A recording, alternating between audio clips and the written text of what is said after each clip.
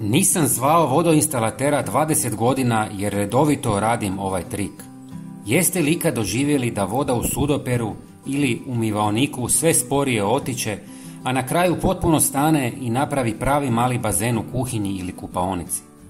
A najgore od svega je smrad koji dolazi iz odvoda jer je pun bakterija koje se mjesecima talože. Dobra vijest je da to možete spriječiti sami, na jednostavan i potpuno prirodan način, koristeći sastojke koje već imate kod kuće. Tijekom vremena u odvodu se nakupljaju masnoće od pranja suđa, ostaci hrane, vlasi, kose i druge sitne nečistoće. Sve se to polako lijepi za unutarnje stijenke cijevi, stvarajući sloj koji s vremenom usporava protok vode. Ako se ne reagira na vrijeme, dolazi do potpunog začepljenja koje može prouzročiti neugodne situacije i nepotrebne troškove. Zato je važno naučiti jednostavnu metodu kojom možete održavati cijevi čistima i spriječiti stvaranje čepova. Postupak je vrlo brz i učinkovit, a najbolje od svega je što su sastojci lako dobavljivi u svakoj trgovini i nisu preskupi. Prvi korak je da u manju posudu natočite oko 100 ml deterdženta za suđe. On ima izvanrednu moć otapanja masnoća i pomoći će u razgrađivanju masnih naslaga koje se nakupljaju unutar odvoga. Prijatelji, napišite mu u komentarima odakle me gledate. Ja sam iz Hrvatske i volio bih znati iz kojeg dijela svijeta me gledate. Drago mi je da nas ima puno. Hvala vam puno. Zatim dodajte 1 žlicu obične kuhinske soli. Sol će svojim sitnim kristalima djelovati abrazivno, odnosno izgrist će naslage, a ujedno će poslužiti kao prirodni dezinficijens koji smanjuje razvoj bakterija i sprječava neugodne mirise. Nakon toga ulite još 100 ml alkoholnog octa. Ocat ima snažno svojstvo razbijanja masnoće i naslaga, a istovremeno se ponaša kao prirodni antiseptik. Na taj način ne samo da čisti cijevi, nego i sprječava razmnožavanje bakterija koje obično uzrokuju loš miris.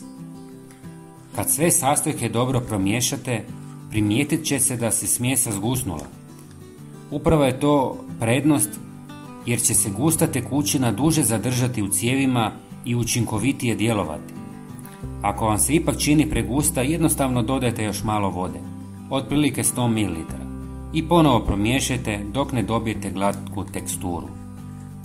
Sljedeći korak odvija se neposredno prije spavanja, kada znate da više nećete koristiti sudoper.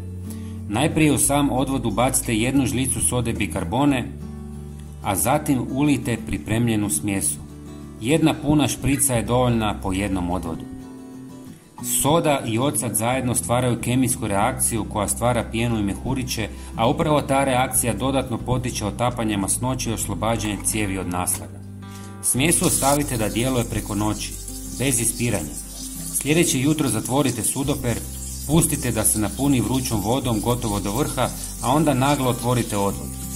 Pritisak velike količine vrele vode u jednom trenutku ispire sve otopljene naslage i tjera ih dalje niz cijevi, ostavljajući odvod čistim i prohodnim.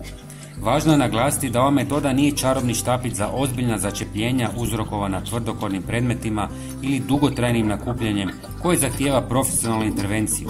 Ipak, ona je savršena za redovno održavanje, za uklanjanje blažih naslaga od masnoće i dlaka, te za sprječavanje potpunog začepljenja. Ako ovu rutinu ponovite 2 puta mjesečno, vaš odvod će ostati prohodan, bez neugodnih mirisa i bez potrebe za skupim popravcima.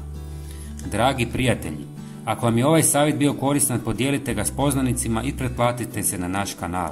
Na taj način pomažete da zajedno širimo jednostavne trikove za ljepši i lakši život. Hvala vam na pažnji i vidimo se uskoro. Pozdrav!